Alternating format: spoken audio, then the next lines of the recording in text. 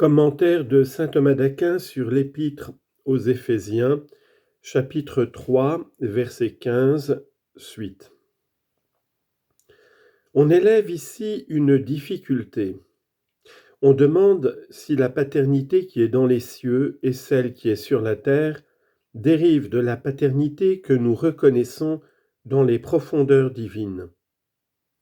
Il semble que non, car les noms que nous imposons, nous ne les donnons que selon la connaissance que nous avons des choses nommées. Or tout ce que nous connaissons, nous ne le connaissons que par les créatures. Donc les noms imposés par nous aux objets eux-mêmes conviennent avant tout mieux aux créatures qu'à Dieu lui-même. Je réponds en disant que le nom d'une chose que nous avons nommée peut être considéré sous deux aspects. Par ce qu'il est ou l'expression ou la signification de l'objet conçu par l'intelligence. Car les mots sont les marques ou les signes des affections ou des conceptions qui sont dans l'âme. Et dans ce sens, le nom est dans les créatures plutôt qu'en Dieu. Ou bien encore, il est la manifestation de l'essence des choses extérieurement nommées, et sous ce rapport, il est d'abord en Dieu. Ce nom de paternité, en tant qu'il désigne la conception de l'intelligence qui nomme l'objet, se trouve donc dans les créatures plutôt qu'en Dieu, parce que la créature nous est a priori connue avant Dieu. Mais en tant qu'il signifie la chose nommée elle-même, il est a priori en Dieu avant nous, car tout ce qu'il y a dans l'homme de vertu génératrice vient de Dieu.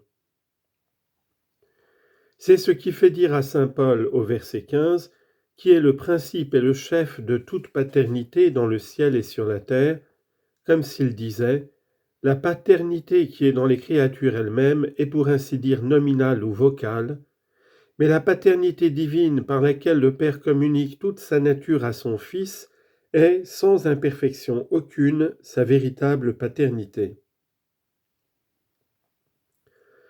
Quand saint Paul dit ensuite au verset 16 « Afin que, selon les richesses de sa gloire, point de suspension, il montre le but de la prière. » Il l'indique d'abord, ensuite il explique par quelle voie il pourrait obtenir ce qu'il demande en disant au verset 16 « par son esprit ». Il dit donc « Je demande que vous ne perdiez pas courage, mais qu'au contraire vous demeuriez plein de force. Je sais toutefois que vous ne pouvez pas de vous-même sans le secours de Dieu. C'est pourquoi je demande qu'il vous donne. » Confère Saint Jacques chapitre 1 verset 17.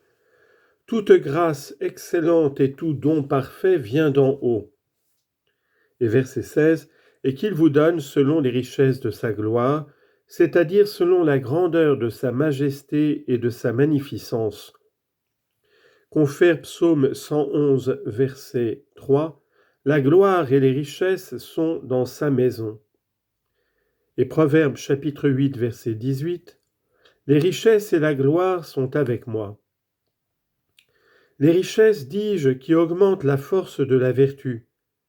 Confère Isaïe chapitre 40, verset 29, « C'est lui qui soutient ceux qui sont lasses et qui remplit de vigueur et de force ceux qui étaient tombés dans la défaillance. » Ceci se fait dans l'homme intérieur, car si l'homme n'est fortifié dans ses puissances intérieures, il est facilement vaincu par son ennemi. Confère Isaïe 9, 7, « Pour l'affermir et le fortifier dans l'équité et dans la justice, depuis ce temps jusqu'à jamais. » Il faut maintenant reprendre le membre de la phrase interposée au verset 16 par son esprit, expression où l'apôtre montre par quel moyen il peut obtenir ce qu'il demande, car c'est l'esprit lui-même qui fortifie. Il est l'esprit de force. Il est l'appui qui empêche de défaillir dans les tribulations, et nous l'obtenons par la foi, qui est d'une très grande puissance, puisqu'elle est le fondement des choses que nous devons espérer. En d'autres termes, elle les fait subsister en nous. De là ces paroles de saint Pierre dans sa première épître, chapitre 5, verset 9, « Résistez-lui en demeurant ferme dans la foi. C'est pourquoi saint Paul ajoute au verset 17 qu'il fasse habiter Jésus-Christ par la foi, et cela dans vos cœurs. Confère 1 Pierre 3,15 « Ayez soin de sanctifier dans vos cœurs le Seigneur Jésus. » Et par quoi le sanctifierez-vous ? Ce n'est pas seulement par la foi qui, comme don, est pleine de force, mais encore par la charité qui est dans les saints. C'est pourquoi saint Paul ajoute au verset 17 « Et qu'étant enracinés et fondés dans la charité », confère 1 Corinthiens 13,7 « Elle supporte tout, elle croit tout, elle espère tout, elle souffre tout, la charité ne passera jamais. » Et confère Cantique des Cantiques, chapitre 8, verset 6, « L'amour est fort comme la mort. » Ainsi, de même qu'un arbre sans racines, qu'une maison sans fondement sont facilement jetées à terre, l'édifice spirituel ne saurait durer s'il n'est enraciné et fondé dans la charité.